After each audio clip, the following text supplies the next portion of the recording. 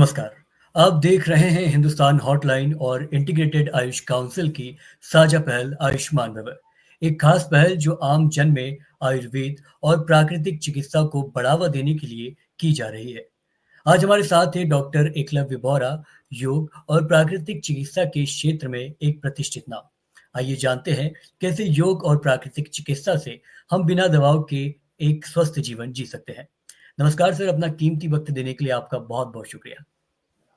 नमस्कार जी, नमस्कार। सर, सीधा सवालों से शुरू करते हैं। आज की भागदौड़ भरी जिंदगी में लाइफस्टाइल डिसीज जैसे डायबिटीज और हाई ब्लड प्रेशर तेजी से बढ़ रहे हैं। क्या योग और प्राकृतिक चिकित्सा इन बीमारियों को रोकने और नियंत्रित करने में कारगर हो सकती है? अगर हाँ, तो क्या ऐसे कुछ विशेष उपचार और तकनीकें हैं जो बिना दवाओं के लोगों को स्वस्थ बनाए रख सकती है?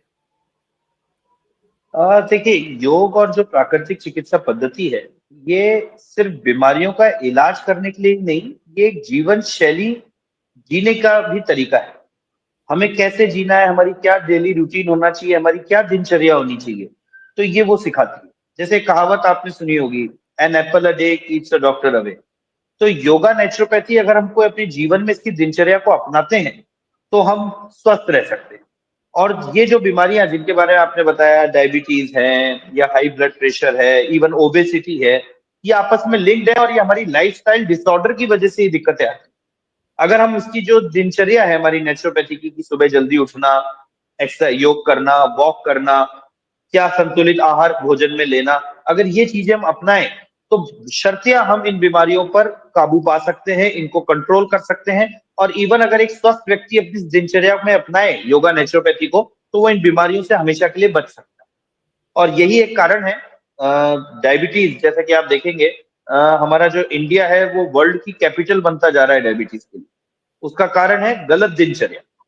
इवन अब European countries yoga naturopathy Ayurveda इनकी जीवन शैली को अपना रहे हैं। तो हमारे लिए भी ये बहुत जरूरी है कि हमें इनका डेली रूटीन अपनाना चाहिए। छोटी सी एक चीज देखिएगा आप आजकल, जैसे कोई भी फल है, आम गर्मियों में आता है, मगर हमने उनको कोल्ड स्टोरेज और ऐसा करके हम 12 महीने आम खा सकते हैं। मगर हमें कुदरत की इस जो बनाई हुई चीज है उससे छेड़छाड़ नहीं करनी चाहिए। तो जो जिस समय का फल है हमें उसी समय उसका उपयोग करना चाहिए।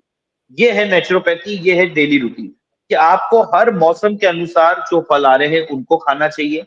बेमौसम की चीजों को उपयोग में नहीं लेना चाहिए। प्रिजर्व कर कर चीजों को उपयोग में नहीं लेना चाहिए। नियमित रूप से सुबह शाम अपने एक्सरसाइज या वॉक, फिजिकल वर्क करना बहुत ज्यादा जरूरी है, जिससे कि हमारे शरीर में मेहनत होती रहे बराबर। आप देखेंगे एक छोटी सी चीज, डायबिटीज कभी भी किसान या मजदूर जो डेली फिजिकल वर्क करते हैं उनको नहीं होती। ये अधिकतर उनको होती है जिनके पास सिटिंग वर्क ज्यादा होता है। तो वॉकिंग एक तरीके से बहाना है जो आपको शारीरिक श्रम करना करा रहा है। तो अगर हम अपना शारीरिक श्रम करते रहें, कंटिन्यूएशन में रहें, तो इन बीमारियों से दूर रहेंगे। और संतुलित भोजन लें, गरिष्ठ भोजन को छोड़ें, संतुलित आहार लें। जी, जी, बिल्कुल। अब जब हम ये समझ चुके हैं कि योग और प्राकृतिक चिकित्सा का हमारे स्वास्थ्य पर सकारात्मक प्रभाव पड़ सकता है, तो क्या आप हमें बता सकते हैं कि भारत सरकार और आयुष मंत्रालय इस क्षेत्र को बढ़ावा देने के लिए किन नई योजनाओं और नीतियों पर काम कर रहे हैं? क्या इस दिशा में कोई बड़े बदलाव या नई पहल देखने को मिल रही है? देखिए, भारत सरकार योग और प्राकृतिक चिकित्सा पद्धति के साथ साथ पूरी आयुष चिकित्सा पद्धति के लिए बहुत काम कर रही है। आज तक आजादी के बाद से लेकर अभी तक इस पद्धतियों के लिए इतना काम नहीं किया गया था जो इन हाल के 8-10 सालों में काम हुआ है। योग दिवस जो हमारे भारत सरकार की मुहिम है, हमारे प्रधानमंत्री जी ने योगा डे सेलिब्रेशन पूरे वर्ल्ड में करवाना चालू करवाया।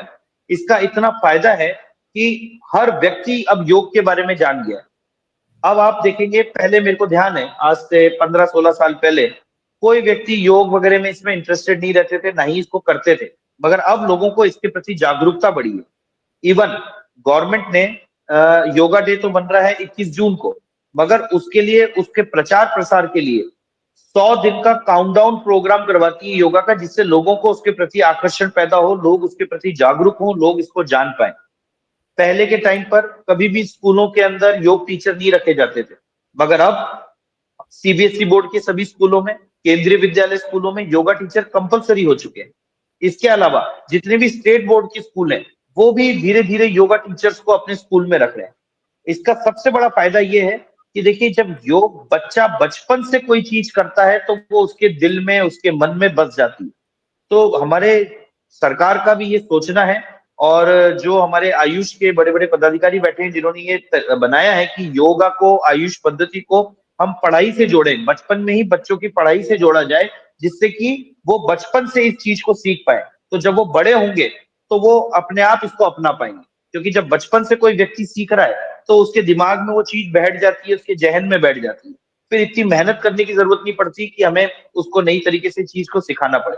तो स्कूल लेवल्स पर यहाँ तक कि गवर्नमेंट के जो हॉस्पिटल्स है, वेलनेस सेंटर भारत सरकार और राज्य सरकार कई जगह वेलनेस सेंटर खोल रही है गवर्नमेंट के, जिसमें पब्लिक को योग, आयुर्वेद, नेचुरोपैथी के ट्रीटमेंट दिए जा सके, निःशुल्क दिए जा सके।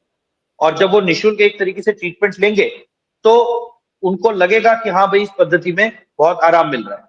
दूसरी एक सबसे जी, महत्वपूर्ण चीज है, देखिए जो हमारे देश का जो बजट है, स्वास्थ्य के ऊपर कितना खर्च करना पड़ता है। योगा और नेचुरोपैथी ऐसे ट्रीटमेंट है कि अगर इनकी चीजों को जीवन में अपनाया जाए, तो हमारा जो देश का स्वास्थ्य के प्रति जो बजट निकाला जाता है, जो हर साल जो बजट होता है, जब व्यक्ति स्वस्थ रहेगा तो उसमें खूब बचत होगी। तो इसलिए भारत सरकार तो बहुत जोर-शोर से इस पद्धति को बढ़ाने का काम कर रही है और मेरा तो ये मानना है कि ये आयुष पद्धतियों के लिए स्वर्णिम युग है। ये जो पिछले 8-9 साल से चल रहा है, ऐसा हेल्प कभी भी गवर्नमेंट की तरफ से नहीं मिल पाई। जी, जी। लेकिन सवाल ये भी उठता है कि क्या योग और प्राकृतिक चिकित्सा को मुख्य धारा की चिकित्सा प्रणाली में पूरी तरह से शामिल किया जा सकता है? अगर हाँ, तो इसके लिए कौन-कौन से बदलाव ज़रूरी होंगे ताकि ये आधुनिक चिकित्सा व्यवस्था के साथ समन्वय स्थापित कर सके? देखिए, ये प्रश्न आपका बहुत है जायज़ प्रश्न है और इसको करने के लिए श्रम बहुत चाहिए। जहाँ तक मुझे लग रहा है कि अभी सरकार जिस दिशा में योग, नेचुरोपैथी को बढ़ाने का कार्य कर रही है, तो उनका विज़न यही है कि आने वाले समय में इसको मुख्य धारा से जोड़ा जा सके। देखिए एलोपैथी की जो साइंस है, उसको पहले इतना बढ़ावा दिया गया है कि हमारे अब तो जहाँ तक मैं समझता हूँ, हर कोई व्यक्ति बुखार है, तो उसको मालूम है कौन-सी गोली लेनी है। दस्त हो रहे हैं, तो उसको मालूम है कौन-सी गोली लेनी है, सर दर्द है, तो कौन-सी दवाई लेनी है। उसका कारण ये है कि उन पद्धतियों का खूब प्रचार-प्रसार ढंग से हुआ, तो वो मुख्य धारा में जुड़ गई। मगर अभी जो हमारी भारत सरकार है और जो हमारी राज्य सरकारें हैं, वो इस तरीके से योग नेचुरोपैथी को बढ़ाने का काम कर रही हैं कि आगे आने वाले समय में ये बहुत ईज़िली मुख्य धारा में जुड़ जाएगी। एकदम से कोई चीज़ तो की नहीं जा सकती, उसके लिए सतत प्रयास ज़रूरी है, मगर गवर्नमेंट का जिस लेवल पर प्रयास हो रहा है, वो ये चीज़ दिखा रहा है कि उनका विज़न है कि आने वाले समय में ये मुख्य धारा होनी चाहिए। हमारी देश की चिकित्सा पद्धति जो है, वो ही मेन चिकित्सा पद्धति के रूप में काम करेगी और मुझे पूरी उम्मीद है कि जिस हिसाब से हम अभी आगे बढ़ रहे हैं, आने वाले 10 से 15 साल ज़रूर लगेंगे, ये मुख्य धारा में ज़रूर आ जाए। जी। अ, अंत में आप खुद एक विशेषज्ञ होने के साथ-साथ इस जीवन शैली के अनुयायी भी हैं। हम जानना चाहेंगे कि आप अपने व्यक्तिगत जीवन में योग और प्राकृतिक चिकित्सा को कैसे अपनाते हैं? क्या कोई खास दिनचर्या है जिसे हमारे दर्शक भी अपनी ज़िंदगी में शामिल कर सकते हैं?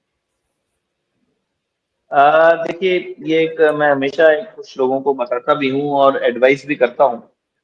योग प्राकृतिक चिकित्सा की एक सबसे महत्वपूर्ण चीज़ है, जो मैं अपनी जीवन शैली में अपनाता हूँ और मैं चाहता हूँ कि हर कोई अपनाए।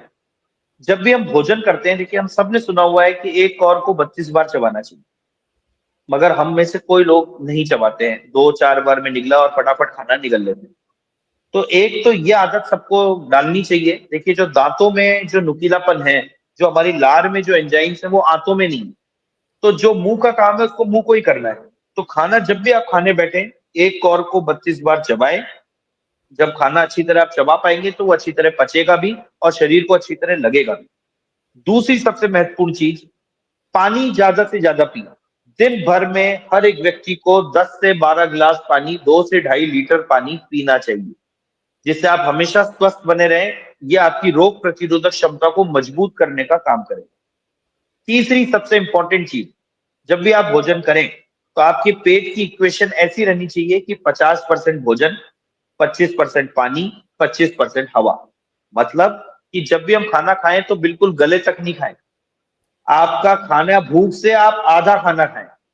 शुरू में 2-4 दिन, 5 दिन अटपटा लगेगा आपको, मगर आपकी आदत बन जाएगी तो भोजन इतना करना चाहिए कि वो 50% भोजन रहे, आपका पेट 25% पानी से भरा रहे और 25% उसमें वैक्यूम हवा होने रहनी चाहिए, तो आप स्वस्थ रहेंगे। अधिकतर मैं देखता हूँ लोग खाना इतना खा लेते हैं कि फिर उनको अगर बोला जाए कि अरे आधी रोटी और खा लो, अरे नहीं साहब अब हिम्मत नहीं। आपका ऐसा नहीं रहना चाहिए, पेट हमेशा 50% भोजन के टाइम पे 50% भोजन से भरा रहना चाहिए, तो आप स्वस्थ रहेंगे। पेट की आंतों को भी गुंजाइश मिलेगी, जगह मिलेगी खाने को पचाने के लिए। अगर वो फुल पूरी लोडेड हो गई तो वो पचाने में, उसको मूवमेंट करने में बड़ी दिक्कत आएगी। आप एक छोटी सी चीज है, हमारी नेचुरोपैथी योगा बोलती है कि रोग का कारण है विजातीय द्रव, और विजातीय द्रव इकट्ठा होते हैं पेट में। मॉडर्न साइंस बोलती है बीमारी का कारण है वायरस, बैक्टीरिया, वो अपना घर बनाते हैं पहले पेट में। तो पेट सबसे ज्यादा जरूरी है। पेट को अगर हम साफ के रखेंगे, पेट को मुलायम रखेंगे, तो व्यक्ति ज्यादा टाइम तक स्वस्थ रहेगा, दीर्घ आयु होगा। देखिए, दीर्घ आयु हो और तबियत खराब रहे तो उसमें मजा नहीं है। स्वस्थ दीर्घ आयु जीना है तो उसके लिए सबसे ज्यादा जरूरी ये तीन चीजें अपनी लाइफ में पहले आप डाल लें। श्योर शर्तिया, आप खुद एक्टिव महसूस करेंगे, एनर्जेटिक महसूस करेंगे और स्वस्थ रहेंगे। जी। तो ये थे डॉक्टर एकलव्य बोहरा, जिनसे हमने जाना कि योग और प्राकृतिक चिकित्सा किस तरह हमारी सेहत को संवार सकते हैं। आयुष्मान भव के जरिए हमारा उद्देश्य है इस प्राचीन भारतीय ज्ञान को हर घर तक पहुंचाना। अगर आपको ये बातचीत पसंद आई हो तो इसे लाइक करें और शेयर करें और जुड़े रहे हिंदुस्तान हॉटलाइन के साथ, जहां हम लाते रहेंगे आपके लिए और भी खास चर्चाएं। तब तक के लिए नमस्कार।